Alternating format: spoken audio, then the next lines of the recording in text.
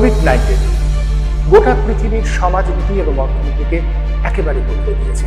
কিন্তু তাতে কি সমাজনীতি অর্থনীতি কোনোটাই কি বদলাবে? থেমে থাকবে কি সমাজনীতি অর্থনীতির মূল্যায়ন বিশ্লেষণ? চলবে। আমরা সমাজনীতি অর্থনীতির আলোচনা করব, তবে একেবারে অন্যভাবে। প্রতি সোমবার থেকে বুধবার রাত ঠিক 8টায় আমার সঙ্গে দেখুন অনুপম অনলাইন 24 আওয়ার্স থেকে। নমস্কার, 24 আওয়ার্স টিভিতে আপনাদের সবাইকে স্বাগত। শুরু করছি আজকের অনুপম অনলাইন। আমাদের রাজ্যে যখন রাজনৈতিক ডামাডোল শুরু হয়েছে, যখন কে কে তৃণমূল ভেঙে বিজেপির দিকে যাচ্ছে তাই নিয়ে তুমুল আলোচনা, ঠিক তখনই গোটা দেশে কৃষক আন্দোলন বা কৃষকদের প্রতিবাদ একটা অন্য মাত্রা নিচ্ছে। আমাদের রাজ্যের সংবাদ মাধ্যমগুলো সে ব্যাপারে অনেকটাই নিষ্ক্রিয়। কিন্তু যেভাবে গোটা দেশে কৃষক প্রতিবাদ ক্রমশ চড়ছে, তাতে কিন্তু এটা মনে করা যায় যে কৃষকদের সাথে সরকারের সংঘাত আগামী দিনে হয়তো আরো চরম হবে। কৃষি বিল প্রত্যাহারের দাবিতে কৃষকের যে প্রতিবাদ, দিল্লির রাস্তায় তাদের যে অবস্থান, এখনো পর্যন্ত তার কোনো মীমাংসা সূত্র বেরোয়নি। স্বাভাবিকভাবেই প্রশ্ন উঠছে যে সরকার এতটা অনড় মনোভাব নিচ্ছে কেন? দুপক্ষের আলাপ আলোচনা বারবার ভেস্তে যাচ্ছে। এদিকে সরকারের পক্ষ থেকে বারবার করে বলা হচ্ছে কৃষকদের ইন্ধন দিচ্ছেন অন্য কোনো ষড়যন্ত্রকারী। সব মিলিয়ে কৃষকদের সাথে সরকারের সম্পর্কটা ক্রমশই সংঘাতের হয়ে উঠছে। এই পরিপ্রেক্ষিতে আমাদের ভাবতে বাধ্য হতে হচ্ছে যে কৃষক বিদ্রোহের বা কৃষক প্রতিবাদের এই ভবিষ্যৎ কোথায় গিয়ে দাঁড়াবে? এর আদৌ কি কোথাও মীমাংসা সূত্র বেরোবে?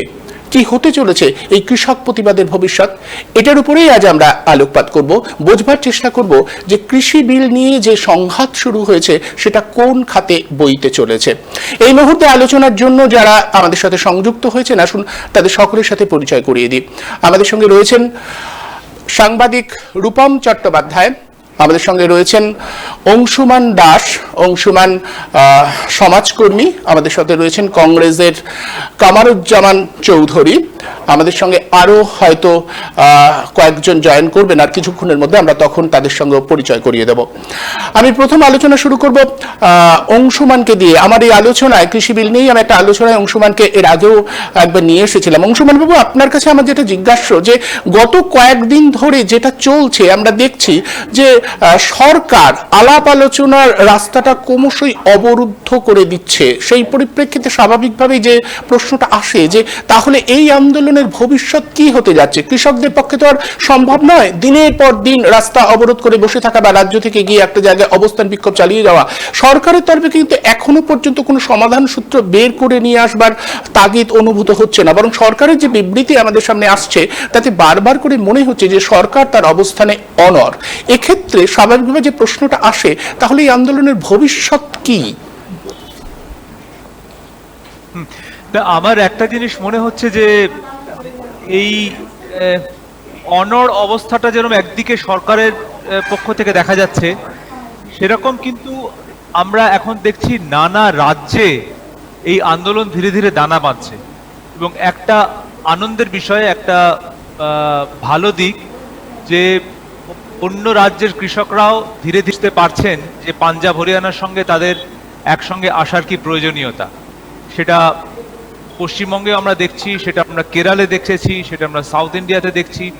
নানাভাবে কিন্তু উপরে আরো ক্রমাগত চাপ এগিয়ে আসছে। এটাও একদিকে ঠিক, কিন্তু এটাও ভীষণ আশ্চর্যের বিষয় যে সরকার এরকম অনড় মনোভাব দেখাচ্ছে। এটা একটু সত্যি সত্যি আশ্চর্য। কিন্তু আমার বিশ্বাস যে যেভাবে কৃষকরা এবং অন্যান্য রাজ্যের সরকার, মূলত যারা বিজেপি বিরোধী রাজ্য, আপনারা কেরলের কথা জানেন, সেখানেও যেভাবে এগিয়ে আসছে, আমার বিশ্বাস সরকার একটা কেন্দ্রীয় সরকার একটা চূড়ান্ত জায়গাতে গিয়ে মনে হয় পরখ করতে চাইছে কৃষকরা কতদূর যেতে পারে। তো এখন যদি আমরা হাত শক্ত করতে পারি, এখন যদি আমরা অন্যান্য রাজ্যের লোকেরাও আরো এগিয়ে আসতে পারি, আমার মনে হয় কোনো না কোনো দিকে নিশ্চয়ই কৃষকের কথা শোনা হবে। কারণ এরকম তো হতে পারে না যে এরকম 9 লক্ষ 10 লক্ষ কৃষক এক জায়গায় বসে থাকবেন প্রচন্ড ঠান্ডায়, একদমই দিনের পর দিন বসে মানুষ থাকবেন। এতটা মেরুদণ্ডহীন হয়নি, মানুষ বোধহয় এখনো এতটা মেরুদণ্ডহীন হয়ে যায়নি, আশা করা যাক। একদমই, আমাদের নিশ্চয়ই সে ব্যাপারে লক্ষ্য রাখতে হবে, আমরা লক্ষ্য রাখবো। আমি রূপম বাবুর কাছে আসবো। রূপম বাবু, যে প্রশ্নটা আপনার কাছে নিয়ে আসবো, যে একটা কথা বা একটা প্রসঙ্গ কিন্তু বারবার বিভিন্ন জায়গা থেকে আসছে, যে কৃষক আন্দোলনের ক্ষেত্রে বা কৃষকের প্রতিবাদের ক্ষেত্রে হরিয়ানা কিংবা পাঞ্জাবে যে ব্যাপক আকার আমরা দেখছি, দেশের অন্যান্য অংশে তা দেখা যাচ্ছে না কেন? এবং এই সূত্রটা ধরেই কিন্তু শাসক দল, মানে আমি বিজেপির নেতৃবৃন্দ এটা বলছেন যে এটা গোটা দেশের আন্দোলন নয়। একটা প্রশ্ন স্বাভাবিকভাবে আসে, যে যেটা অংশমান কিছু আগে বললেন, যে এই মুহূর্তে বিভিন্ন জায়গাতেও এটা ছড়াচ্ছে, কিন্তু তৎসত্ত্বেও এর ব্যাপকতা আমরা যদি দেখি তাহলে পাঞ্জাব হরিয়ানার মতো অন্যান্য জায়গায় সেভাবে হয়নি। এর হেতুটা কি? একটা বড় বিষয় হচ্ছে যে এইটা কিন্তু একেবারে ফুল সুইং চাষের মরশুম। আমরা যদি পশ্চিমবাংলার দিকে তাকাই, আমন ধান কাটার পরে তারা কিন্তু এখন সর্ষে এবং অন্যান্য সবজি বা অন্যান্য ফসলের জন্য তৈরি করা, দ্রুত সেই সবজির চাষের জন্য তাদের এটা হচ্ছে একেবারে আলু, বিশেষ করে আলু অঞ্চলে আলু ধান কাটার পরে সেখানে আলু লাগানোর কাজ চলছে। কৃষকরা কিন্তু তার জমিতে ভীষণ রকম ভাবে ইনভলভ। এখানকার জমির যারা তাদের আয় যেহেতু, তারা কিন্তু এই স্টেকটা নিতে পারছে না যে এই মুহূর্তে চাষবাস সব বন্ধ করে দিয়ে গোটা আন্দোলনে ঝাঁপিয়ে পড়বে, যেটা পাঞ্জাব হরিয়ানাতে সম্ভব হচ্ছে।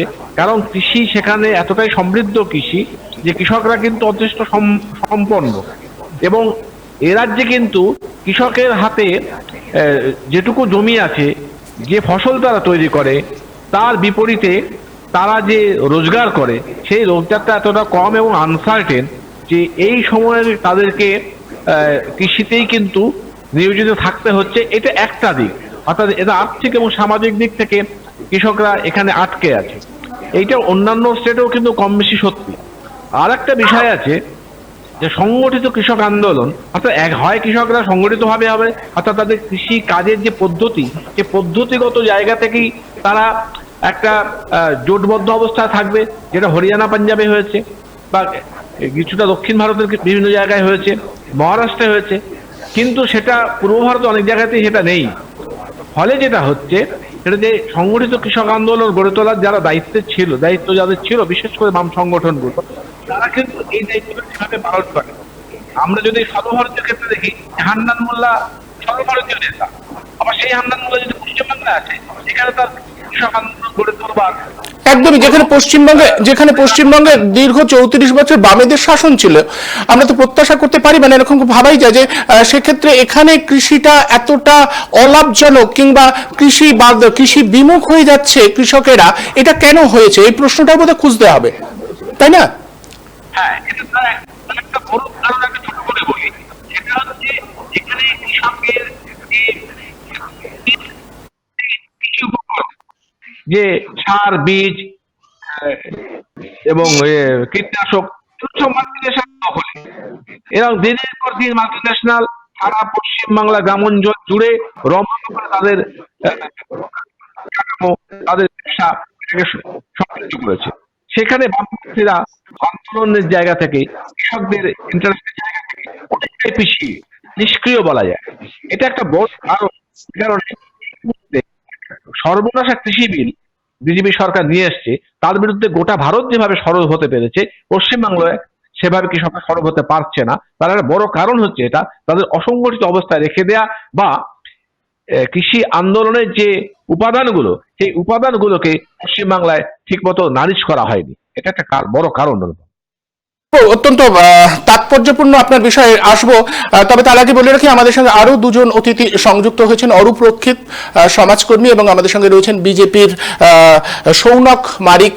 আপনাদের দুজনকেই আমাদের অনুষ্ঠানে স্বাগত। আমি চলে আসবো কংগ্রেস নেতা কামারুজ্জামান চৌধুরীর কাছে।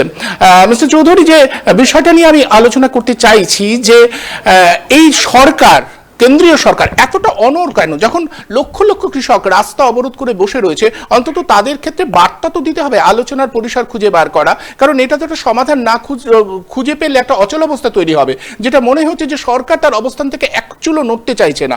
এই যে অনড় অবস্থান, সরকারের এই রকম অবস্থানটার কারণ কি? এর পশ্চাতের হেতুটা কি? আপনাদের কি মনে হয়?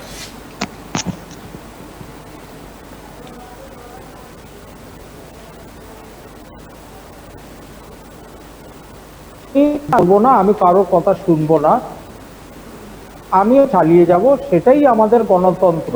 মানে আরএসএস ওরা জানে সেটাই। আজকে পার্লামেন্টের এতটুকু প্রয়োজন রয়েছে, আলোচনা করবে, কে আলোচনা করবে? রাস্তায় চাষিরা দাঁড়িয়ে না করবে, না যারা আইন করে তারা বসে আলোচনা? চাষি আন্দোলন চলছে, যেটা নিয়ে আলোচনা করছি। মূল্য বৃদ্ধি একটা বড় কারণ রয়েছে, তারপরে মহিলা অত্যাচার রয়েছে, চায়নার একটা ফ্যাক্টর রয়েছে, দুরবস্থা রয়েছে, তার উপরে বেকারত্ব অবস্থা রয়েছে। সবগুলো বিষয় নিয়ে কিন্তু আলোচনার একটা দরকার প্রয়োজন। উদাহরণটা দিয়েছে যে কোভিডের জন্য আমরা পার্লামেন্ট সেশনটা পারবো না, আলোচনা করব না। সেই জায়গাটায় এই পার্লামেন্ট সেশনটাকে রাতারাতি কন্টিনিউ করে এই তিনটে কৃষি বিলগুলো এনে পাশ করে দিল গায়ের জুড়ে। তো পুরো সরকারটা এই মুহূর্তে যতটা আইন আছে, যত অর্ডিন্যান্স আনছে, সবকটাই পাস করিয়ে নিচ্ছে। যে পুরো দেশ জুড়ে প্রায় 60 কোটি চাষিরা রাস্তায় বসে আছে, ওদের ভবিষ্যৎ কি হবে এবং সরকার ওদের কথা শুনতে চায়। ফটা আজকে যে 20 দিন 22 দিন হয়ে গেল দিল্লির রাস্তায়, দিল্লিকে অবরোধ করে যে চার দায়ী কিন্তু একমাত্র নরেন্দ্র মোদী। দলের উদ্দেশ্যটা কিন্তু ওই দিল্লির চাষিরা কি করছে বেশ সাড়া পড়েছে বিভিন্ন জায়গায়। এমপি মন্ত্রী এখন সামনে লক্ষ্যে চাষি বিল, অর্থনীতি, চায়না, এগুলো ওদের জন্য এই মুহূর্তে ইম্পর্টেন্ট আছে বেঙ্গল। তার স্বরাষ্ট্রমন্ত্রী 10 জন মন্ত্রী এখানে বাংলাতে ক্যাম্প করে বসে আছেন, কিভাবে করে হ্যান্ডেল করা যায়, এই ওদের হচ্ছে অবজেক্টিভ। এটা কিন্তু আমাদের দেশ অত্যন্ত একটা ভয়াবহ একটা পরিস্থিতি, এটা আমরা আগামী দিনে দেখতে পাবো। একদমই আপনার কাছে আবারও আসবো, আমি চলে আসবো বিজেপির সৌনক আমাদের সঙ্গে রয়েছেন। সৌনক, আপনার কাছে যে জিজ্ঞাস্য যে সরকার এই অনড় অবস্থানকে, সরকারের এই ভাবমূর্তিকে যথেষ্ট ক্ষতি করছে না? কারণ এত বড় একটা বিষয়, সরকার তো আলোচনা করে একটা সমাধান সূত্র বের করে আনতে হবে। সেক্ষেত্রে সরকারের এই অনড় মনোভাবটা কেন? দেখুন, একটা বিষয় হচ্ছে এই আন্দোলনটা কিন্তু এখন আর কৃষক আন্দোলন নেই, এই আন্দোলনটা হয়ে গেছে একটি ফোরে আন্দোলন। কারণ আমরা জানি যে এই আন্দোলনের মধ্যে কিভাবে ভেতরে মেসেঞ্জারে বিভিন্ন রকম মেসেজ ও সামগ্রী নিয়ে এসে পায়ের মেসেজ চলছে। আমরা দেখতে পাচ্ছি যে কিভাবে পিৎজা খাওয়ানো হচ্ছে। তো এখানে একটা বড়লোকি কায়দায় ওরা আন্দোলনের নামে ওরা কংগ্রেসের পয়সায় একটা সুন্দর করে টেন্ট গড়ে তুলেছে, ভিআইপি টেন্ট। সেই টেন্টের মধ্যে ওরা বসে সারা দেশের কাছে বিজেপির বিরুদ্ধে একটা মুখ হয়ে দাঁড়াতে চাই। কিন্তু সৌনক, এটা তো মানবেন যে দেশের অধিকাংশ কৃষি সংগঠনগুলো, কৃষকদের যে সংগঠন, অধিকাংশ কৃষক সংগঠনগুলো এর সাথে জড়িত। এমনকি আমি আপনাকে বলছি, গত কয়েকদিনের যে খবর, পাঞ্জাবে আরএসএস এর যে সংগঠন, তারাও বিরোধিতা করছে। এই বিষয়টা আপনারা কি করে বলবেন?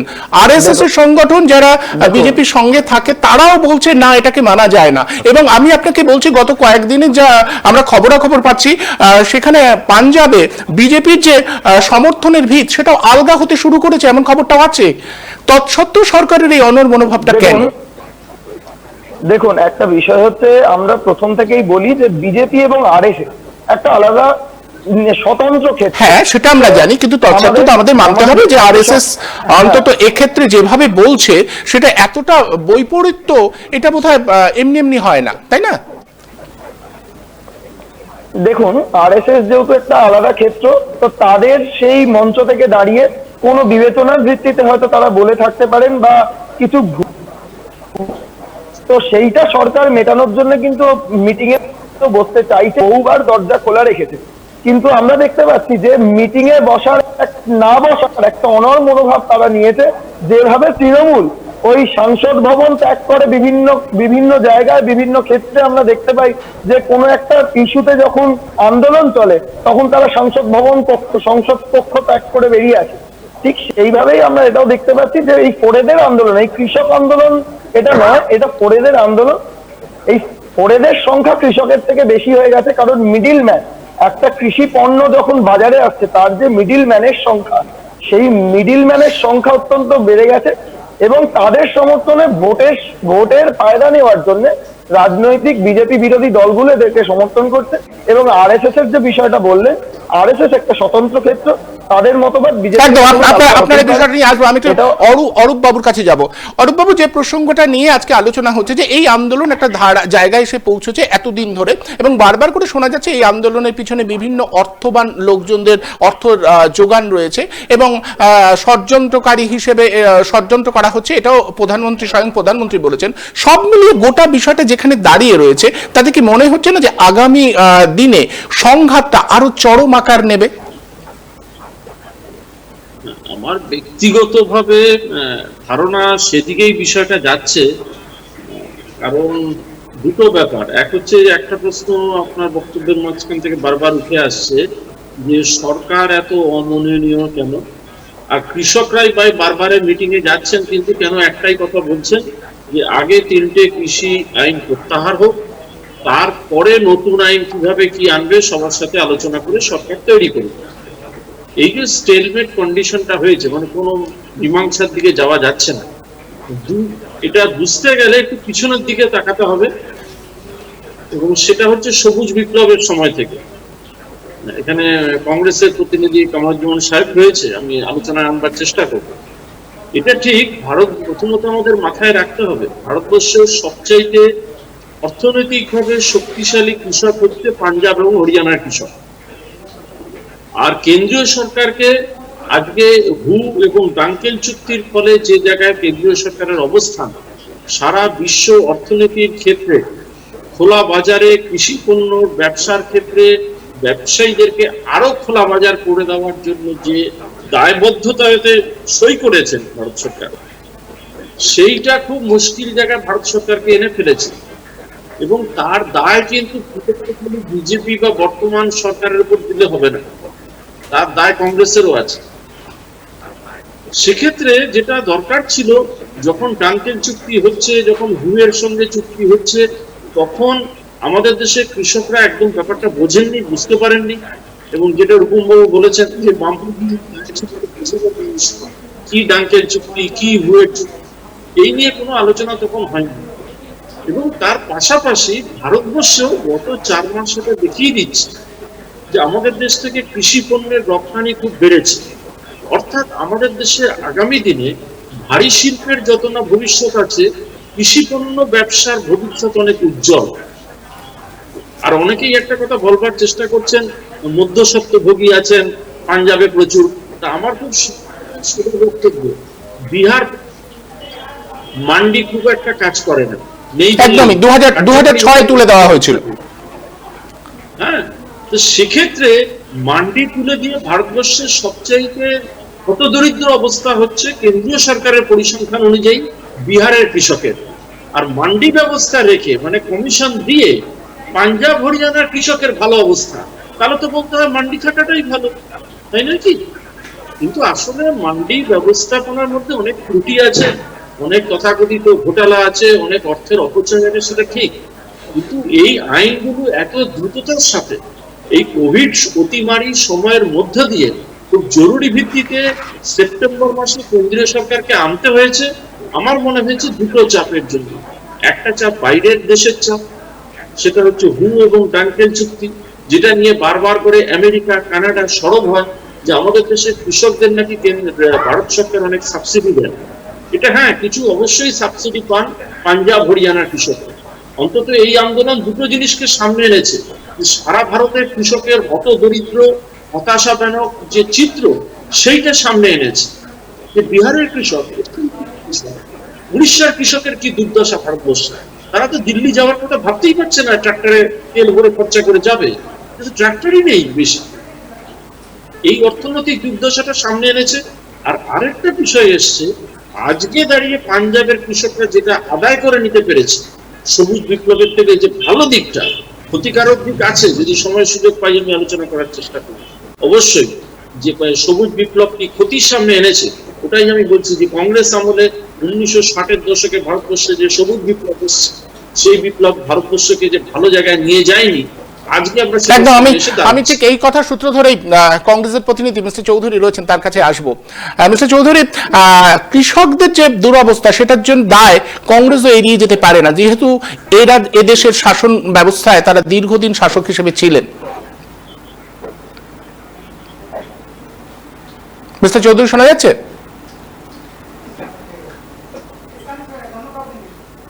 বোধহয় সংযোগ বিচ্ছিন্ন হয়ে গেছে। আমি অংশুমান দাসের কাছে আসবো। অংশুমান বাবু, যে প্রসঙ্গটা আসছে যে কোনো চাপ আছে, কোথাও কি মনে হয় এই চুক্তি প্রয়োগ করবার ক্ষেত্রে, এই চুক্তির ব্যাপারে অনড় থাকবার জন্য দেশের সরকারের উপরে কোনো রকম চাপ আছে? কর্পোরেট সংস্থা বা যেটা অরূপবাবু বলছিলেন যে বৈদেশিক কোনো চাপ? দেখুন, একটু পরিষ্কার বলি, আমাদের না একটা চিন্তার দৈন্যতা আছে। এই যে আমাদের মনে হচ্ছে না যে মানে কৃষকরা পিৎজা খেতে পারবেন না, কৃষকরা গাড়ি চড়তে পারবেন না, তার মানে আমাদের মানে চিন্তাটাই হচ্ছে ওইটা ওরকম যে কৃষকরা মানে হচ্ছে হাতে ভাঙা বাটি নিয়ে রাস্তায় বসে থাকবে, আর তাদের এরকম হাড় পাঁচড়া বার করা চেহারা হবে, খালি গায়ে তারা লাঙল টানবে। একদম আসবো, এটা আসবো, হচ্ছে শোনো, আমাদের শোনো, আপনার কাছে আসবো। কৃষকদের ধারণা। হ্যাঁ, এবং এবং মানে এইটার কারণেই আমার বারবার যেটা মনে হচ্ছে, চাপটা হচ্ছে ওইখানে যে আসলে কোথায় এই এই কৃষক এই এই এই কৃষি থেকে ছোট কৃষকদের, মানে আমি খারাপ ভাষা ব্যবহার করতে বাধ্য হচ্ছি, যে লাথি মেরে বার করে দেওয়ার একটা প্রচেষ্টা রয়েছে আমার ধারণা। হ্যাঁ, এবং বের করে দিয়ে সমস্ত কৃষি ব্যবস্থাটাকে একটা কর্পোরেট নির্ভর ব্যবস্থায় নিয়ে আসার চেষ্টা রয়েছে। এবং যদি চিন্তা করে দেখেন যে উৎপাদন, যেখানে চুক্তি চাষের কথা বলা হয়েছে, একদমই হ্যালো, বাজার, যেখানে বলা হয়েছে যে এপিএমসি অ্যাক্ট থাকবে না এবং খোলা বাজার করে দেওয়া হচ্ছে, এবং মজুদ, হ্যাঁ, যে যেখানে যে কেউ যা খুশি পরিমাণ মজুদ করতে পারবে। তার মানে খাবার যেভাবে উৎপাদন হয়, যেভাবে বাজারজাত হয়, যেভাবে মজুদ করা হয়, তিনটে জায়গাতেই একটা খোলা বাজারের মতো আবহাওয়া এনে দিয়ে একটা কম্পিটিশন, ওই যে বলা হচ্ছে না ধ্রুবতা আছে, কম্পিটিশন মানে তো সবাই যে যা খুশি, কম্পিটিশন দুটো সমগোত্রীয়, মানে সমতার সঙ্গে করতে হয়। একদম। এখন যে অবস্থায় আছে কৃষকরা, মানে হয়তো আমাদের ধারণা হচ্ছে কৃষকরা মানে হাতে ভাঙা বাটি, তো সেই অবস্থায় তো কম্পিটিশন হয় না। হ্যাঁ, কর্পোরেটদের সঙ্গে কি করে আর ছোট কৃষকের কম্পিটিশন হবে?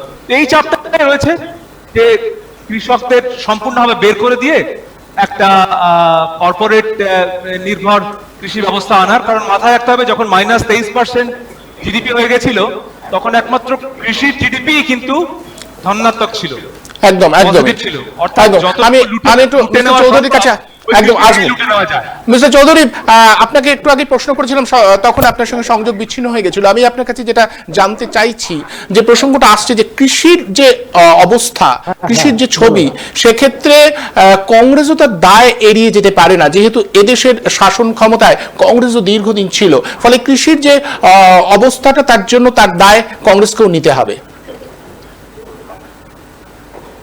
মিস্টার চৌধুরী, শোনা যাচ্ছে? বোধহয় কানেকশনটা আছে ভালো। হ্যাঁ, কানেকশন। খুব দুঃখিত, তোমার আওয়াজে আসছে, পুরোটা শুনতে পাচ্ছি না। যাই হোক, পারো তাহলে অরূপদার যে পয়েন্টটা বলেছিলেন, যে কংগ্রেসের দায় এড়াতে পারে না। একদম, অবশ্যই আমাদের যে ইভলিউশন অফ সোসাইটি আজ অব্দি যেটা আছে, আমি ইন্ডিয়ান সোসাইটি 1947 থেকে 2020টা বলছি, যে ইভলিউশনের আমরা আজকে এসছি, যে জায়গাটা দাঁড়িয়ে রয়েছি, তার প্রমাণই এই কোভিড এর পিরিয়ডে, যেই সময়টা আমাদের জিডিপি 9% চলে গেছিল, সেটা এগ্রিকালচারাল জিডিপি যেটা আছে, এগ্রি গ্রোথ, সেটা 3.4% চলে গেছিল। তার মানে তুমি যে এগ্রিকালচার সেক্টরটা আমাদের সেই রেভলিউশন, বিপ্লব আমাদের বেশ। তার মানে আপনি বলছেন, যদি ব্যর্থতার দায় আমাদের নিতে হয়, তাহলে এই যে সাফল্যের জায়গাটা রয়েছে, সেটা সেই কৃতিত্বটাও আপনাদের দিতে হবে।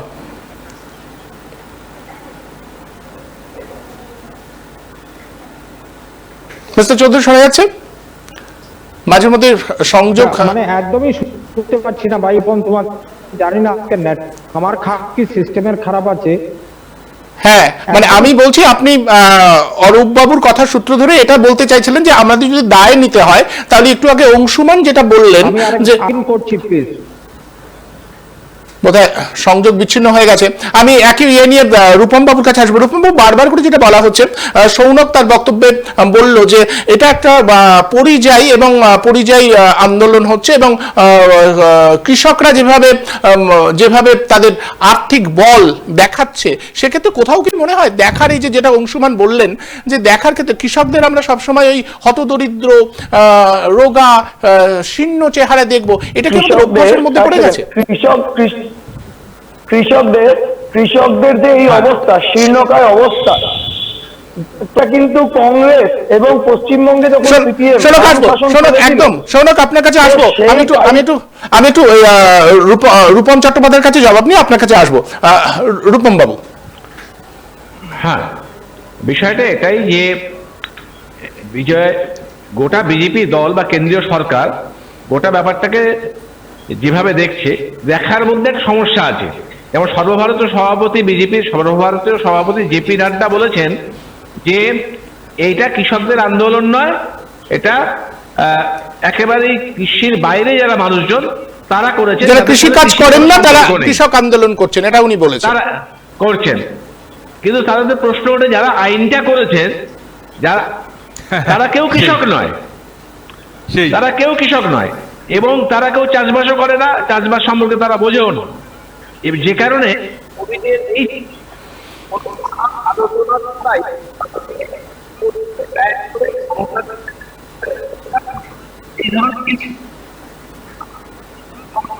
নয়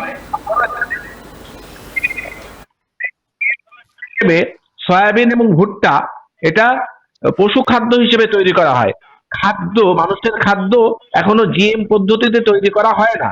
কিন্তু ভারতবর্ষের নরেন্দ্র মোদী সরকার তারা ইতিমধ্যেই জিএম সর্ষে যাতে তৈরি হয়, অর্থাৎ মানুষ যাতে জিএম শস্য খেতে বাধ্য হয় তার জন্য তাদের উদ্যোগ শুরু করেছেন এবং সেই কাজে তারা বিভিন্ন রাজ্যকে জড়াবারও চেষ্টা করছে, এটা করছেন। এবং পশ্চিমবঙ্গ আছে এবং পশ্চিমবঙ্গ সরকার কেন্দ্রীয় সরকার চিঠিও দিয়েছে ওই জিএম সর্ষে চাষ ট্রায়াল শুরু করবার জন্য। এবং ফলে এটা এবং 2016 2রা অক্টোবর তারা কিন্তু এই উদ্যোগটা নিয়েছিল সর্ষেতে। এই কৃষির প্রতি কেন্দ্রীয় সরকারের দৃষ্টিভঙ্গি, অর্থাৎ সারা পৃথিবীতে যেটা পশু খাদ্য হিসেবে পরিচিত, ভারতবর্ষে সেটা জিএম এর সেই ফসল মানুষ খাবে সেই দিকে তারা নিয়ে আসছে। কৃষিকে পঙ্গু করে দেওয়ার জন্য স্বাধীন কৃষি, বৈজ্ঞানিক কৃষি, সুস্বাস্থ্যের জন্য সম্পর্কিত যে কৃষি এবং শুধুমাত্র খাদ্য নিরাপদ নয়, নিরাপদ খাদ্যর যে জন্য যে গ্যারান্টি, সেই গ্যারান্টিটা কেন্দ্রীয় সরকার ধ্বংস করে দিচ্ছে। এই হচ্ছে কেন্দ্রীয় সরকারের কৃষির দৃষ্টিভঙ্গি। এইটা বুঝতে হবে যে কত বড় সর্বনাশ তারা দেশে করতে যাচ্ছেন। সেখানে পিৎজা খেলে চমকে উঠছেন কারণ হচ্ছে, বা যে কুৎসাটা জেপি নাড্ডা করছেন কারণ হচ্ছে একটাই, তারা গোপনে আরো অনেক বড় ক্ষতি ভারতবর্ষের কৃষি এবং কৃষকের করবার চেষ্টা করছে বারবার। বিজেপি ভারতবর্ষের কৃষি সবচেয়ে বেশি ক্ষতি করবার প্রয়াস করছে এবং আপনি যেটা বলছিলেন একটু আগে যে ওখানে দেখা যাচ্ছে যে পিজা খাচ্ছে এবং আপনি যেটা উল্লেখ করতে চাইছিলেন যে অর্থবানদের একটা প্রদর্শন হচ্ছে। এই যে দেখার অভ্যাস, আমরা বলতে চাইছি যে কৃষকদের এইভাবে দেখার অভ্যাসের মধ্যে কি একটা ভ্রান্তি নেই?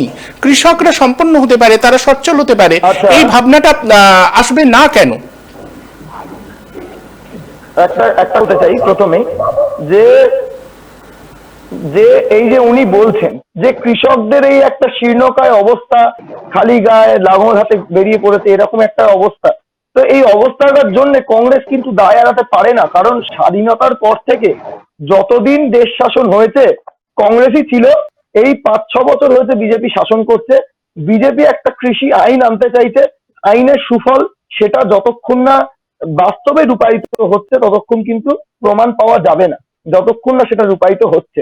তো সেই রূপায়িত করার জায়গাটা দেয়া হোক, ক্ষেত্রটা দেয়া হোক, সবকিছু আগে আমরা দেখেছি যে আইনগুলো প্রণয়ন করা হয়েছে সে যখন 370 ধারা বাতিল হয় কংগ্রেসে তখনও রেডে করে ওঠে, যখন আর্মিদের মেরে ফেলা হয় তখনও পাকিস্তানের দোষ কংগ্রেস দেখতে পায় না। তো এইভাবেই কংগ্রেস বরাবরই একটা রাজনীতি করে মানুষকে ভুল বুঝিয়ে এসছে, তো সেই পথেই হাঁটতে চাইছে।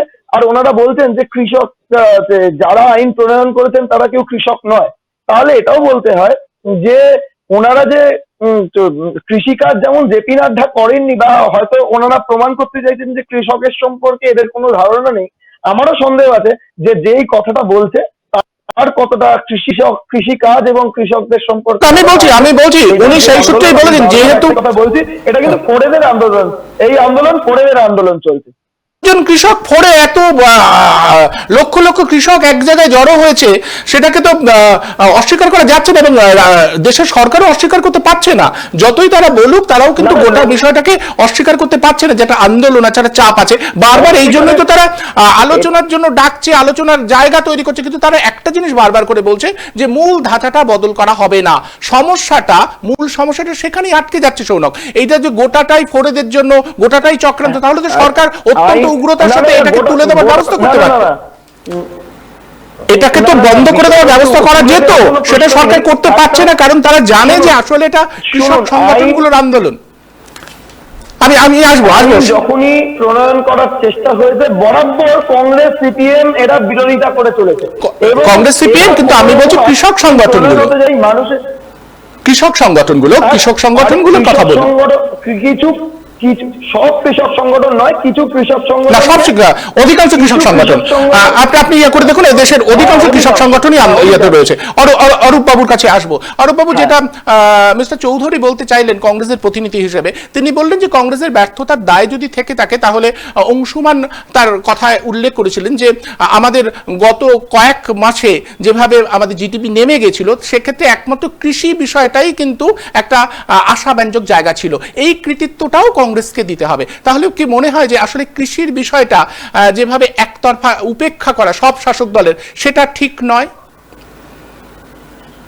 আসলে দুটো জিনিস, আমাদের দেশের রাজনৈতিক একটি সমস্যা, তারা কোনোটা কিছু যদি খারাপ হয় তার দায় কিছুতেই তারা নিতে রাজি নয়, কিন্তু কোথাও যদি কোনো ভালো কাজ হয়, কোথাও যদি কোনো ভালো ঘটনা ঘটে, সর্বাগ্যে তারা গিয়ে সেই মঞ্চটা দখল করার চেষ্টা করেন। আপনাকে একটু সংশোধন করে দিই, যেহেতু আমি ওনার কথাটা শুনেছি, উনি বলেছেন ব্যর্থতার দায় যদি আমাদের নিতে হয় আমরা নিতে রাজি আছি, কিন্তু এই সাফল্যের কৃতিত্বটাও তাহলে দিতে হবে। অন্তত ওনার কথার সুরটা ছিল এরকম। হ্যাঁ, আমি শুনেছি কর্মজীবনের সঙ্গে বক্তব্যটা। আমার মূল বক্তব্য যে কোভিড পর্যায়ে সারা দেশে যেহেতু লকডাউন চলেছে, কিন্তু কৃষকরা মাঠে ছিলেন, সেই জন্য উৎপাদনটা ঘটেছে, এবং সেই জন্য, এবং পাশাপাশি যেটা বারবার বলার চেষ্টা করছি, গত 4 মাসে ভারত থেকে বিদেশে রপ্তানি হয়েছে এবং বেড়েছে, সেটা মূলত হচ্ছে কৃষি পণ্য।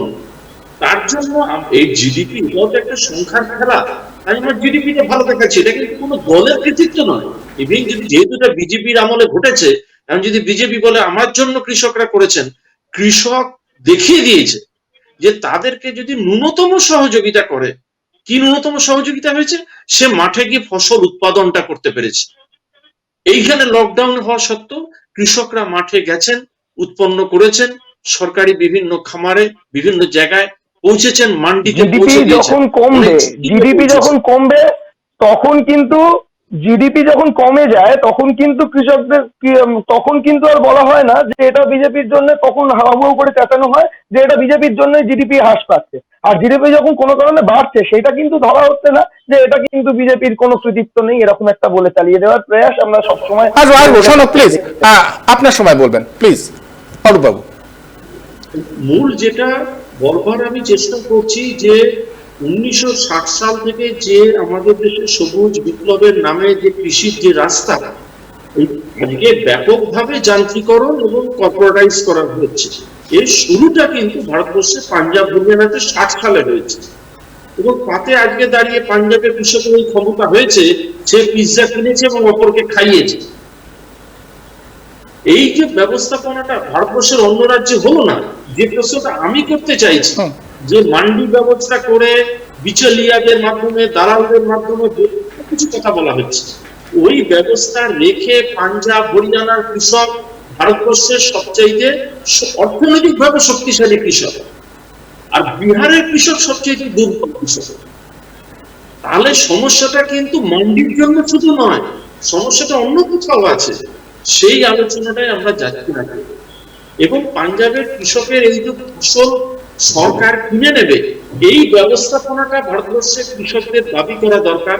দাবিটা উঠছে, গতকালই হায়দ্রাবাদে এই দাবি উঠেছে যে সারা ভারতেই মান্ডি ব্যবস্থা সব রাজ্য সরকারকে চালু করতে হবে। আজকের এই আলোচনার সুযোগ আমি বলতে চাই, পশ্চিমবাংলায় আগামী বছর নির্বাচন, সমস্ত কৃষকরা যেন তাদের দুয়ারে দুয়ারে যারা যে রাজনৈতিক দল যায় সরকারকে আগে বলে যে আমার উৎপাদিত ফসল কিনে নেওয়ার জন্য সরকারের গ্যারান্টি কি আছে। একদমই স্টেট সাবজেক্ট একদমই একদম রাজ্য সরকারের কাছে এই দাবিটা ব্যাপকভাবে তুলে ধরার একটা সুযোগ আমার মনে হয় সামনের বছর বাংলার কৃষকদের সামনেও আছে। একদম। আমি আমি আমি একটু রূপম বাবুর কাছে যাব, তবে তার আগে আমি আরো একবার অংশুমান দাসের কাছে আসবো। অংশুমান বাবু, যে প্রসঙ্গটা আসছে যে হরিয়ানা পাঞ্জাব যেভাবে কৃষিকাজ যে রীতিমতো নজর কাড়া একটা জায়গা তৈরি করতে পেরেছে, সেই সূত্র ধরেই কি কর্পোরেটদের দৃষ্টি সেখানে? এমনটা কি হবে যে পশ্চিমবঙ্গ বা যে সমস্ত জায়গাগুলোতে কৃষিকাজ অনেকে পিছিয়ে রয়েছে, কর্পোরেটদের দৃষ্টি কি আদৌ সেখানে পড়বে, নাকি সেটা সেই অবস্থাতেই থেকে যাবে নতুন যদি ব্যবস্থাপনা শুরু হয়? কর্পোরেটদের প্রধান লক্ষ্যটা হচ্ছে যেখানে বড় কৃষক এবং যেখানে অনেকটা পরিমাণে পণ্য তারা বাজারে নিয়ে আসবে। সুতরাং পশ্চিমবঙ্গ বা বিহার এইখানে কর্পোরেট কতটা উৎসাহিত হবে এ ব্যাপারে আমার সন্দেহ আছে। যেমন উদাহরণ হিসেবে বলছি, বিহারের উদাহরণ বারবার আসছে। হ্যাঁ, মান্ডিগুলো তুলে দেওয়া। 2006 সাল থেকে, 2006 সাল থেকে তো মান্ডি নেই। কর্পোরেট ওখানে যায়নি কেন? ওখানে তো এমএসপি নেই, মিনিমাম সাপোর্ট প্রাইস নেই। কর্পোরেট তো যেতেই পারতো, ওখান থেকে তো কিনতেই পারতো যে কোনো দামে। কর্পোরেট তো কেনেনি এখন। সুতরাং পরিষ্কার যে সেইখানে তাদের নজর নেই, এবং পাঞ্জাব হরিয়ানার কৃষকদের মেরুদণ্ডটা ভেঙে দেওয়ার প্রয়োজন আছে। এইখানে যেটা অরূপদা বলছিলেন যে ওইটা বারবার আমাদের ধুয়ো তোলা দরকার, যেটা এই বিলে একদম চেপে যাচ্ছে। যে যদি আপনি বলছেন যে দাম পাবে, এই খোলা বাজারের ফলে, মুক্ত বাজারের ফলে কৃষকরা দাম পাবে, বেশি দাম পাবে, তাহলে আপনার এমএসপি, অন্তত এমএসপির দাম পাবে, এটা উল্লেখ করতে কি অসুবিধা হচ্ছে? যেহেতু অসুবিধা হচ্ছে, তার মানে বোঝা যাচ্ছে যে এখানে কোন একটা গন্ডগোল আছে কোথাও। পরিষ্কার করে আপনারা কেন বলতে পারছেন না যে হ্যাঁ এমএসপি তেই দেওয়া হবে, অন্তত এমএসপি তে আপনাকে কিনতে হবে, যেটা কৃষকদের দাবি। তো স্বাভাবিকভাবে, এবং আজকে যে জন্যে আমাদের পূর্ব ভারতের কৃষকরা এই আন্দোলনটাতে যথেষ্ট সক্রিয় নন, সেটা তো শুধুমাত্র তাদের সাংগঠনিক ক্ষমতা নেই তা বলে নয়, মানে তার সঙ্গে পশ্চিমবঙ্গের কৃষক যদি আমি উদাহরণ দিই, ওভার পলিটিসাইজ সবসময়, মানে রাজনৈতিক দল কিছু একটা বলে দেবে, একদিন ফ্রন্ট বলে এসছে, সেই তবে তারা এগোবে, এইভাবে তৈরি হয়ে এসছে। অন্য তৃণমূলের কৃষক সংগঠন মানে কতটা আছে কি আছে আমার সন্দেহ আছে। যাই হোক, কিন্তু পাঞ্জাবে কিন্তু উল্টোটা। পাঞ্জাবে এখন পাঞ্জাবের কৃষকদের পায়ে ধরছে, ভাই তোমরা আমাদের দলে নাও, আমরা তোমাদের সাহায্য করছি।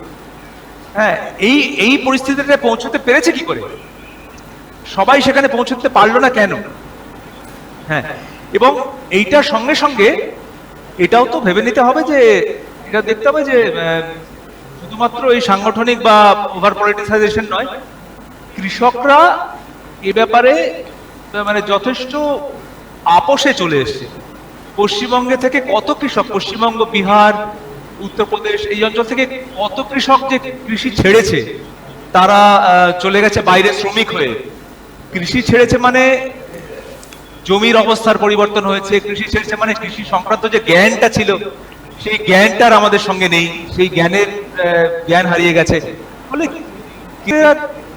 সত্যি বলতে কি এই আইনের ফলে কি সাংঘাতিক অবস্থা হবে, সেইটা বোঝার মতো জায়গাতেও কৃষকরা আছেন কিনা, এবং সেটা বোঝানোর মতো জায়গাতে কোনো কৃষক সংগঠন আছে কিনা পূর্ব ভারতে, সেটাও একটা চিন্তার প্রশ্ন।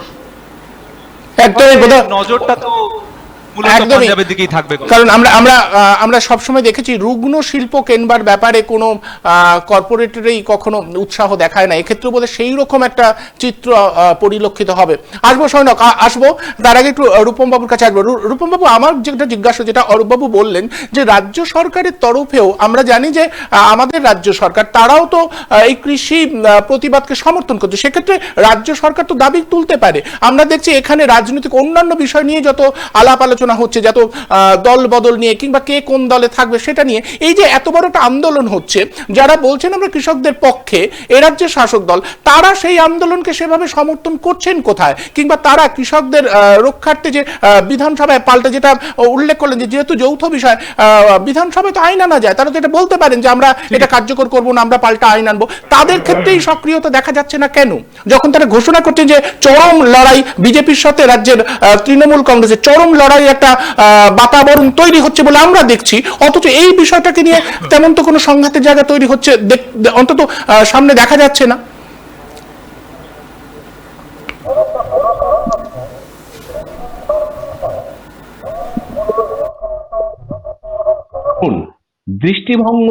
দৃষ্টিভঙ্গির দিক থেকে একই জায়গায় দাঁড়িয়ে আছে, কারণ তাদের কোনো পৃথক দৃষ্টিভঙ্গি আছে, পৃথক একটা অ্যাপ্রোচ আছে বিষয়টাকে দেখবার, তা কিন্তু আমরা কখনোই দেখিনি।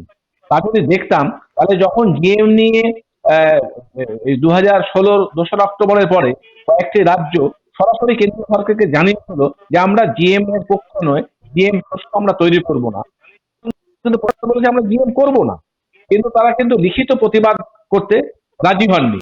আমরা কৃষিমন্ত্রীর সাথে কথা বলেছিলাম, তিনিও বলেছিলেন যে আমরা করবো না, কিন্তু এক্ষুনি আমরা এটা প্রতিবাদ করে চিঠি জানিয়ে দেবো নরেন্দ্র মোদী সরকারকে সেটা করতে।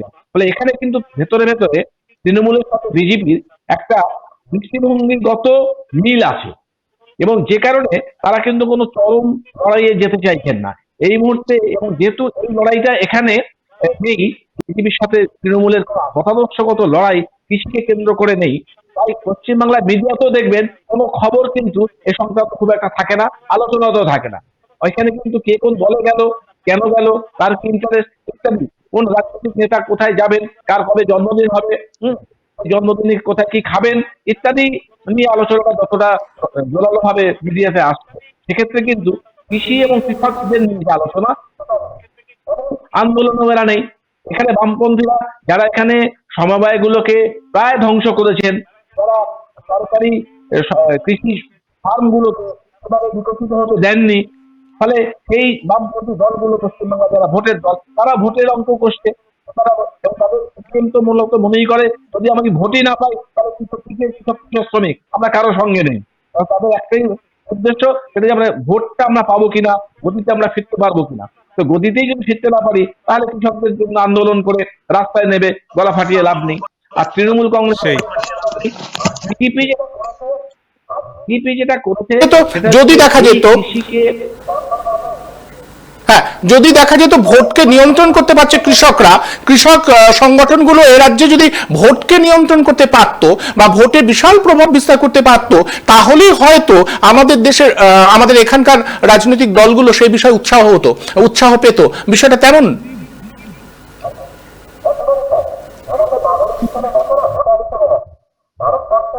রাজনৈতিক দলগুলো নাগরিক হিসেবে মানুষকে ট্রিট করে না, তারা করে ভোটার হিসেবে। সেই ভোট যদি আমার পক্ষে আসে তাহলে তার হয়ে আমি কথা বলবো, ভোট যদি আমার পক্ষে না আসে তাহলে সে ভোটার। যেমন আসামে দেখছি, আসামে যখন নির্বাচন হয়েছিল তখন পুরো সবাই ভোটার, বিজেপিকে ভোট দিল, ভোটার কার্ডটা তখন বৈধ ছিল, তখন নাগরিকত্বের প্রমাণ ছিল, নাগরিক ছাড়া তখন ভোট দিতে পারে না ভারতবর্ষে নাগরিক না কিন্তু সে ভোট দিল, তো হয় না। ভোটের দিন আগের দিন পর্যন্ত তারা নাগরিক ছিল, তারা ভোট দিয়েছে, সরকার জিতলো, মন্ত্রী হলো, তারা যখন ক্ষমতায় চলে গেল তারপরে বললো ওই ভোটার কার্ড আমরা মানি না, ওটা নাগরিকত্বের প্রমাণ নয়, নতুন অন্য কাগজ দেখাতে হবে, না দেখাতে পারলে 19 লক্ষ বাঙালিকে। বেশ, সৌরভ, ভোটার ছাড়া রাজনৈতিক দলগুলো সাধারণ নাগরিককে অন্য চোখে দেখতে শেখেনি। না না, এইটা আমরা সব থেকে বড় যে বিষয়, এগুলো আমরা বামপন্থীদের কাছ থেকে দেখতে পাই যে কথায় কথায় এতদিন লকডাউন গেছে, তারপরে হঠাৎ করে পশ্চিমবঙ্গ এবং সারা ভারত জুড়ে বারবার বন্ধ ডাকা হচ্ছে। তো মানুষের কথা কারা ভাবে এবং ভাবে না সেটার প্রমাণ আমরা পাচ্ছি। এবং আরেকটা যে বিষয়, এই যে কৃষকদের নিয়ে এত গলা ফাটানো হচ্ছে, কৃষি আইন বা আমি আমার ভাষায় যেটা বলছি ফোরে আইন, তো এই যে আইন নিয়ে এত কথাবার্তা হচ্ছে এবং এই আইন না থাকাতেও তো পশ্চিমবঙ্গে আলুর দাম নিয়ে বামপন্থী লোকগুলো কিন্তু কথা বলছেন না। এবং আমরা দুঃখজনক ভাবে দেখছি যে আলুর বন্ডকে কেবলমাত্র ভোটের দিকে তাকিয়ে যেভাবে মাননীয় মুখ্যমন্ত্রী আটকে রেখেছেন আলুর বন্ডগুলো এবং কাজ কিনতে হচ্ছে, তো এটা কিন্তু অত্যন্ত দুর্ভাগ্যের। এইটা নিয়েও আলোচনা হওয়া প্রয়োজন। এবং এই যে কৃষি আইন নিয়ে চর্চা নেই বলছে, আমি এই পশ্চিমবঙ্গের রাজনীতিতে দেখে আসছি যে অভিষেক বন্দ্যোপাধ্যায় মমতা বন্দ্যোপাধ্যায়ের অনুপ্রেরণায় কিছু না হলেও গোটা 50 না হলেও আরো বেশি সংখ্যায় মোদির কুশপুতুল এই কৃষি আন্দোলনের বিরুদ্ধে তৃণমূল অলরেডি পুড়িয়ে ফেলেছে। তো এই যে এই কথাগুলো বলছে, এগুলো অত্যন্ত অপ্রাসঙ্গিক। আমি অরূপবাবুর কাছে আসবো।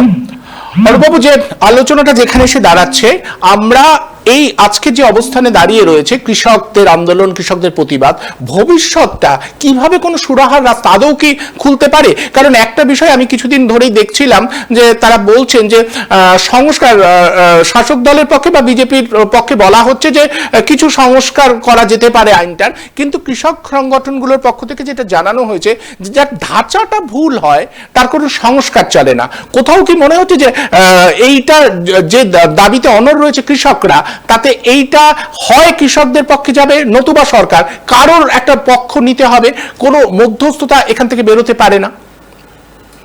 না, আমার তো মনে হয় না কোনো মধ্যস্থতা হতে পারে, এটা খুব বক্তব্য। কারণ সরকারের পিছনে, সরকার তো সামনে রয়েছে বা পার্টিটার সামনে রয়েছে, পিছনে রয়েছে ভারতবর্ষের অর্গানাইজড একচেটিয়া কর্পোরেট যারা, তারা রয়েছে।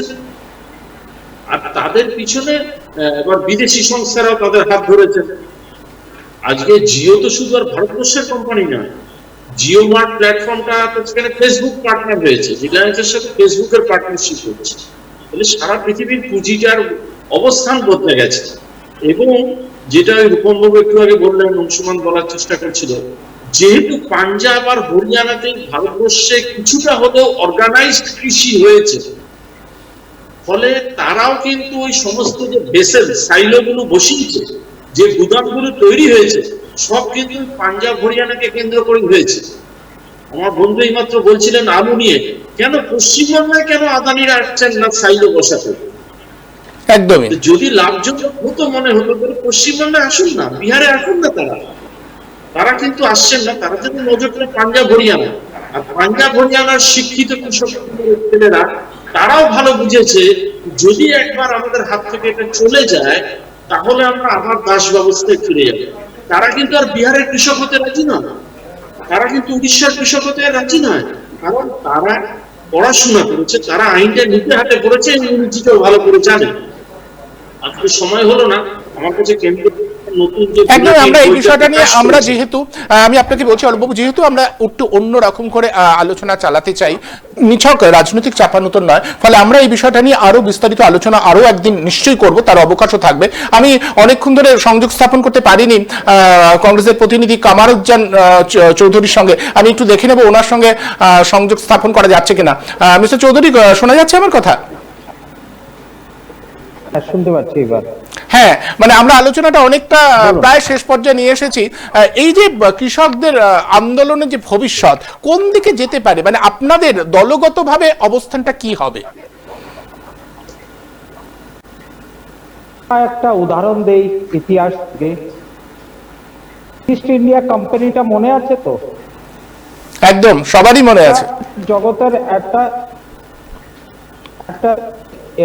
ব্রিটিশ সাম্রাজ্যর স্টেপ ছিল ইস্ট ইন্ডিয়া কোম্পানিকে ভারতবর্ষতে ঢোকার জন্য। তারপরে পুরোটা আমরা গোলামিতে চলে গেলাম ব্রিটিশ। আগামী ভবিষ্যৎটা কেন কংগ্রেস পার্টি এত বিরোধিতা করছে, তার হচ্ছে এই ইস্ট ইন্ডিয়া কোম্পানিকে আমরা এবং ভুলতেও পারবো না। আজকে যেই ট্রেড সেন্টার ওয়ার্ল্ড ট্রেড চুক্তিটা একটু উল্লেখ করেছিলেন, লান্তান চুক্তি বা চুক্তিটা রয়েছে, মুদ্রা কথা হচ্ছে আমাদের ভারতবর্ষের এটা একটা প্রোটেক্টেড, এটা কাল্টিভেট করা হচ্ছে, মানে এই পুরো একটা প্রোটেক্টেড, তার অল মার্জিনাল তারারও যেমন অধিকার রয়েছে এবং কর্পোরেট রয়েছে। আমুল ফ্যাক্টরি বলে নিন আপনি, বাচ্চাদেরকেও যেভাবে আজকে একটা কর্পোরেটাইজেশন হয়েছে, একটা কি বলা যায়, একটা মানে অ্যাপ্রোচে এদেরকে করা হয়েছে। কিন্তু আজকে যেটা আমি এই তিনটা আইনে কোনো বন্ডেজ নেই, কৃষি এবং একটা কর্পোরেটের মধ্যে কোনো রকমের হলে সে ফয়সলাটা আদালতে করতে পারবে না, এটা আইনে লেখা আছে। 1 নম্বর পয়েন্ট।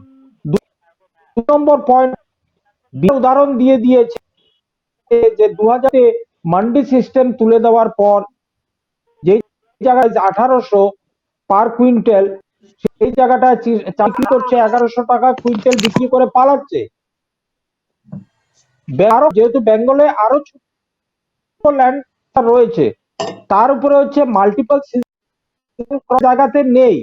এই কৃষকরা আয় যেটা আছে আমাদের এই বেঙ্গল, বিহার, উড়িষ্যাতে প্রায় 1.5 জায়গাটা, পাঞ্জাব, হরিয়ানাতে প্রায় 3.5 একর। আমরা যাই বলুন না বলুন, বাম ফ্রন্টের একটা যে ওরা একটা আমাদের কি বলে করে একটা আন্দোলন করে ভূমি সংস্কার একটা করে দিয়েছিল বেঙ্গল, একদম। সেটার ফলে আজকে কিন্তু বর্গাদারও যেরকম অধিকার আছে, ইয়েরও অধিকার রয়েছে, একটা চাষিরও অধিকার রয়েছে এই জায়গাটায়। এই নরেন্দ্র মোদীর সরকার রাতের অন্ধকারে বিলগুলো এনে পুরো কৃষি ইন্ডাস্ট্রিটাকে কর্পোরেট জগতের হাতে করবো। অংশুমানের কাছে আসবো। অংশুমান, আমার অংশুমান, আমি একেবারে আলোচনা শেষ জায়গায় চলে এসেছি। খুব সংক্ষেপে যেটা জানতে চাইবো যে গোটা বিষয়টা যেখানে দাঁড়াচ্ছে, তাহলে কি এরকম মনে হচ্ছে যে আমরা যেমন দেখেছি যে চালু বা লাভজনক সংস্থাগুলোকে দখল করে নেওয়ার প্রয়াস করে কর্পোরেট সংস্থাগুলো, এক্ষেত্রে কি সেই রকম দিকেই ইঙ্গিতটা যাচ্ছে? যেমন আমরা রেলটা দেখেছি, বিএসএনএল কে দেখেছি যে ক্রমাগত এইগুলোর ব্যাপারে কর্পোরেট সংস্থাগুলো খুব আগ্রহী হয়, যেগুলো সাধারণ মানুষের অর্থে, মানে আমি বলছি রাষ্ট্রীয় সংস্থা যার অর্থ বরাদ্দ করে সাধারণ মানুষ, তাদের অর্থে ফুলে ফেপে ওঠে এবং তারপর সেটা কর্পোরেট সংস্থার গ্রাসে গিয়ে পড়ে। এক্ষেত্রেও কি সেই রকম ইঙ্গিতটা সেদিকেই যাচ্ছে? দেখুন, একটা খুব পরিষ্কার বিষয় যেটা আমি বলছিলাম যে একমাত্র যখন জিডিপি -23 হয়ে গেছিল, একমাত্র উপরে ছিল কিছুটা হলেও এগ্রিকালচারটাই, সেদিকে একটা আমাদের, হ্যাঁ হ্যাঁ, এবং মাথায় রাখতে হবে আমাদের 65% লোক কৃষি ব্যবস্থার সঙ্গে যুক্ত। আমরা, আমাদের রক্তে কৃষি, এবং আমরা এখন অব্দি যতই যা কিছুই করি না কেন, কৃষিটাই আমাদের মূল। সুতরাং সেইটা যদি আমরা একবার কর্পোরেটের দখলে আনতে পারি, সেইটা যদি একবার কোনোভাবে থাবার মধ্যে নিয়ে আসতে পারি, দখলের মধ্যে নিয়ে আসতে পারি, কন্ট্রোলের মধ্যে নিয়ে আসতে পারি, তাহলে অনেক কিছু কন্ট্রোল করা সম্ভব। তো সেদিকে একটা নজর থাকবেই। কি হতে যাচ্ছে, মানে এত অনড় অবস্থান, সংঘাতটা শেষ পর্যন্ত কোন জায়গায় গিয়ে পৌঁছবার সম্ভাবনা রয়েছে, সম্ভাব্য কি? হ্যাঁ, না, এখানে আমার যেটা মনে হচ্ছে যে এই দুটো ফেলে দেওয়া দরকার। যে ওই মানে যে দুটো পরিবর্তন এনেছেন, ওই যেটা ইপিএমসি আর কি, সরি, এসেনশিয়াল কমোডিটি অ্যাক্ট, আর এই চুক্তি চাষের যে দুটো, হ্যাঁ, সেই দুটোকে, সে দুটো একদম ফেলে দেওয়া দরকার। সে দুটো কিছুই হয়নি আর কি। কিন্তু এই যে অন্য যে বিষয়টা, তৃতীয় যে বিষয়টা, farmers produce and trade and commerce, হ্যাঁ, ওইটা নিয়ে অনেক কাজ করার আছে। আমি বলছি না যে এইটা তো ফেলে দিতেই হবে, কিন্তু ওটা নিয়ে কাজ করার আছে। ওটা খুব ভালো অবস্থায় নেই। কৃষকরা তো সত্যি সত্যি দাম পাচ্ছেন না। ওটা নিয়ে কিভাবে কাজ করা যায়, সেটা নিয়ে আরো গণতান্ত্রিক ভাবে আলোচনায় যাওয়ার দরকার আছে। তবে এসেনশিয়াল সময় শেষ করে ফেলেছি, আরো অনেক বিষয় জানার ছিল, কিন্তু আমার হাতে একদম সময় নেই, আমরা আলোচনা একেবারে শেষ করে ফেলেছি। তাহলে আমি শুধু একটা কথা না বললে নয়, যে কৃষকরা যে সঠিক দাম পাবে কৃষকরা যে কংগ্রেসের সময় যে খারাপ অবস্থা ছিল সেইটা যে কাটিয়ে উঠে আবার নতুন করে লড়াই করবে, তার যে আইন প্রণয়ন, এইটাকে বিরোধীরা মেনে নিতে পারছে না। একদম একদম হ্যাঁ অংশমান খুব সংক্ষেপে। আলোচনা না করে বিল এনে বিলগুলো পাস করিয়ে দিলে, আর এখন টেলিভিশন চ্যানেলে বড় বড় কথা, রাস্তাতে গিয়ে চাষিদের কথা শুনে আছো, তারপরে বসাটা বন্ধ হয়ে যাবে। কংগ্রেস শেষ করে ফেলেছি। আমি এই বিষয়টার উপরে আরো একটা দিন আত্মহত্যা করেছে, একদম আত্মহত্যা করেছে কজন সেটা সবাই জানা। বিতর্ক শেষ হবে না আমি বুঝতে পারছি, কিন্তু আমার সময় একদম শেষ হয়ে গেছে, ফলে আমাকে আরো একটা দিন এই বিষয়টার উপরে আলোকপাত করবার জন্য আলোচনার টেবিলে গোটা বিষয়টাকে নিয়ে আসতে হবে। আজকে আপনাদের সবাইকে, যারা আমাদের সঙ্গে আলোচনায় ছিলেন, তাদের সকলকে অনেক অনেক ধন্যবাদ। আমি অন্তত প্রত্যাশা করব, দেশের মানুষ প্রত্যাশা করবে যে কৃষক আন্দোলন যে জায়গায় দাঁড়িয়েছে চরম সংঘাত নয়, বরং একটা সমাধান সূত্র বেরিয়ে আসুক, এবং কৃষকরা, আবারও বলছি, পাঞ্জাব হরিয়ানার মতো সর্বত্র কৃষকরা তাদের যেটা সবাই আমরা প্রত্যাশা করি, তারা সচ্ছল এবং স্বচ্ছন্দ জীবনযাপন করুন, এটাই কিন্তু প্রত্যাশিত। সেই রকম একটা পরিস্থিতি তৈরি হোক এবং দেশের সরকার কৃষক তার আলাপ আলোচনার মাধ্যমে গোটা বিষয়টা সুরাহ হোক, এবং গণতান্ত্রিক পরিসরটা কোনোভাবেই যেন অবরুদ্ধ না হয়। একেবারে গণতন্ত্রকে এড়িয়ে যাতে কোনো কিছু না করা হয়, সে ব্যাপারে কিন্তু আমরা আমাদের সীমিত সামর্থ্যের মধ্যে বারবার লক্ষ্য রাখবো। কোনো শাসক যদি গণতন্ত্রকে এড়িয়ে কিছু করবার চেষ্টা করে, আমাদের অবশ্যই তার উপরে নজর থাকবে। আমরা সে বিষয়ে আমাদের আলোচনা, আমাদের আলোকপাত, আমাদের পক্ষপাতিত্ব বারবার জাহির করব। আপনাদের সবাইকে অনেক ধন্যবাদ। সঙ্গে থাকুন, দেখতে থাকুন 24 আওয়ার্স টিভি। কোভিড-19 গোটা পৃথিবীর সমাজনীতি এবং অর্থনীতিকে একেবারে বদলে দিয়েছে, কিন্তু তাতে কি সমাজনীতি, অর্থনীতি কোনোটাই কি বদলাবে?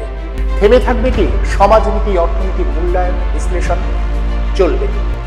আমরা সমাজনীতি, অর্থনীতির আলোচনা করব, তবে একেবারে অন্যভাবে। প্রতি সোমবার থেকে বুধবার রাত ঠিক 8টায় আমার সঙ্গে দেখুন অনুপম অনলাইন 24 আওয়ার্স টিভি।